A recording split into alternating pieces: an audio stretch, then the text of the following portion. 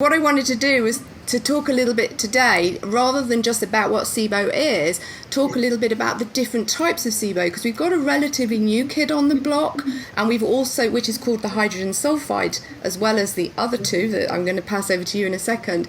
And then I also wanted to talk a little bit about SIFO, because this keeps coming up in social media, and I think it would be great to just touch on kind of what's happening in the world of kind of looking at Sibo. So absolutely. Okay, well, basically, I guess the main way we type it, there's two ways we can type SIBO. One would be by the bowel symptoms, so constipation, diarrhea, or a mixture of the two, constipation and diarrhea. That'd be one way we could type it, and that's the way we type IBS. As well. And then the other way would be a little bit more specific just to SIBO, and that's by the gas type. And so we've got hydrogen gas, methane gas that can cause symptoms, and as you mentioned, hydrogen sulfide. And then there's sort of SIFO, that's a little different. So the hydrogen gas is more associated with diarrhea, and we don't really know exactly the mechanism. And then the methane gas it's associated with constipation and directly been shown to be a cause of constipation. Methane gas itself interacts with the nerves that are in the small intestine and slows the transit time and slows motility. So it directly causes constipation. Then you could have a mixture of both of those gases, and usually when there's a mixture, there might be a mixture of constipation and diarrhea, or it might just be that one symptom predominates. And where this really matters, besides the fact of the symptoms, is in the treatment. It's one of the reasons why testing with the breath test is so important, because that's how we can see which gases are there, and then that guides our treatment, because the treatment's different when you have the methane gas, because the microbes that produce it are a little harder to get rid of. They're a little harder to kill, and we need different agents aimed at them. And then the third type would be the hydrogen sulfide, as you mentioned, and this doesn't happen as often. The hydrogen and the methane are very common. That's like, you see those all the time. The hydrogen sulfide, I guess we'll find out how common it really is, because the problem is we can't test for it currently with breath tests, because that technology hasn't been fully invented and developed yet. So it's just not available yet. But we make a good guess at it, because we know about hydrogen sulfide gas, and there are machines that can test for it that are used for research, that are very large, that take up like the size of a room. So it's not like there's no way to know anything about it, but it's not reasonable for normal laboratory testing. It's for research. So we do have some papers and things on it. And that gas has sort of its own set of symptoms. It could be associated with diarrhea or constipation, so it's not so clear, yet. There hasn't been much research on it. We only have a few papers. We really only have like two that I can think of on SIBO. One that was just an abstract, meaning a summary without the full paper, that was presented at the big gastroenterology conference just a few weeks ago by Dr. Pimentel. And he's been working on developing testing for hydrogen sulfide. And so he's done some of that, and he presented his results. And the results mostly are just sort of confirming what we all knew, but it's good we're getting studies out there now. And same as the study that was put out a year ago, which is just saying, look, this gas exists. It's a form of SIBO that can happen when this is overgrown and excessive. It causes symptoms, and if we can't test for it, we're missing some SIBO. So just very briefly, the way that we would know currently on a regular breath test is what's called a flat line. So you would see both the hydrogen and the methane being very low and static like this across the whole 3 hours of the test. And this is where a 3-hour test is very important. Some people will perform a 2-hour test, and you can't see the hydrogen sulfide that way. You need to see the 3rd hour, because the 3rd hour represents what's happening in the large intestine. And normally we have good bacteria, and we just have a lot of bacteria there, and those bacteria should produce hydrogen. So when you don't see hydrogen gas occurring in that 3rd hour, that's your real keynote. So you haven't seen it in the first 2 hours, but that could be a negative test. Now you don't see it in the 3rd hour. And so then that's, okay, we think the person has hydrogen sulfide. Yeah. And how common are you finding it in your clinic?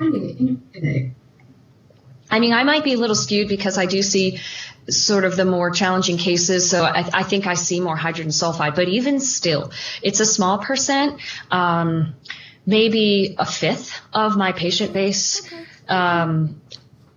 Yeah, I'd say so. It's a smaller percentage, that's good to know. But I think what stands out and that's important is if you're really having a tricky time, or your test, what really is important is if your test comes back all flat and you or your doctor don't know about this hydrogen sulfide, that would just be called a negative test. Yeah. And when in fact you have a form of SIBO. So that it's just important to know about that, this type. I think when we send out our test reports, and we get that flat line, we've got a little bit of feedback there, and we send out the reports, we have a flat line, I will always flag up to people and let them know this looks like a hydrogen sulfide, but I usually need to ask a few questions, because if somebody had, let's say, antibiotics within a short space before doing the test, then that's going to look the same as a hydrogen sulfide test. So we need to clarify a few things before we can actually jump on the hydrogen sulfide. But once we've clarified that, we go, okay, that's really quite probable. And then I've been using the urine hydrogen sulfide test, which I think you're also using. It's not validated yet, which is a shame. It's a real shame, but I've found when I've tested it, it's come back positive, and then we've treated for the hydrogen sulfide, and I've retested with the urine, it's coming back negative, and I'm seeing some of the classic hydrogen sulfide symptoms, such as some people are getting the tingling in the extremities, is a peculiar one. They're clearing up.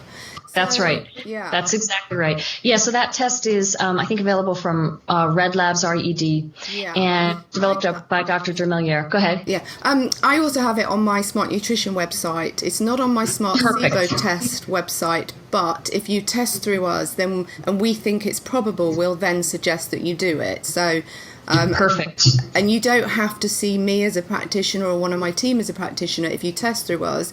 But if you want to, we're very happy to help. But if you just want to use a testing service, that's fine. That's fine.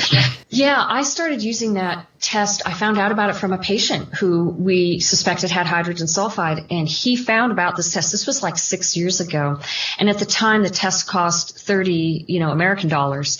It was really cheap. Yeah. I mean, it's like, without even thinking, it's like, let's just run it. So it didn't matter to me whether it was validated or not, because it cost so little.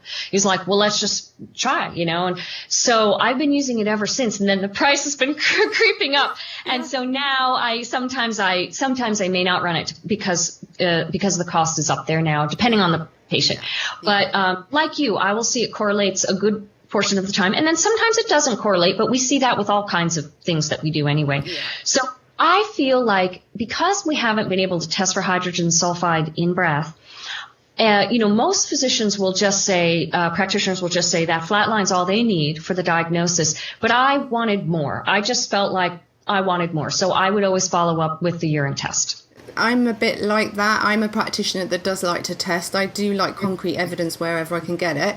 I understand sometimes you don't get concrete evidence, but as a generalisation, that's what I like to have, because it just makes me feel really absolutely certain I'm doing absolutely the right thing because of what's in front of me. So it just helps me. So yeah.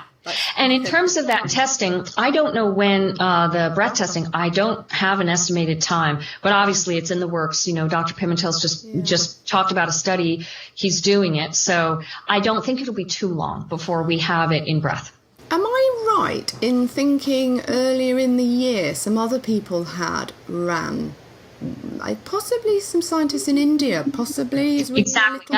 That's the article that the other, that's the two. The second one came out a year ago in May 2016. And they had run it on that huge room-sized machine. Okay, you retained much more information about it than I did. Yeah.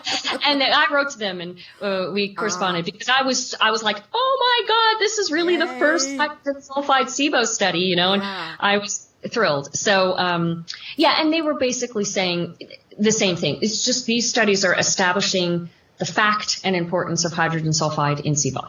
Yeah, which is, super. It's kind of, in the UK, I think it's kind of still the new kid on the block, but obviously it's been everywhere.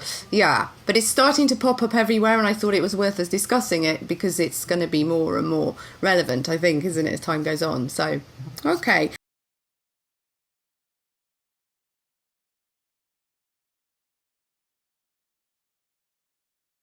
My name is Emma Wells and I'm a nutritional therapist with over 15 years experience specialising in digestive disorders and digestive testing. I'm currently studying functional medicine, having completed my digestive module last year, and I am the founder of Smart Nutrition, SmartSibo Test and IBS and Sibo clinics.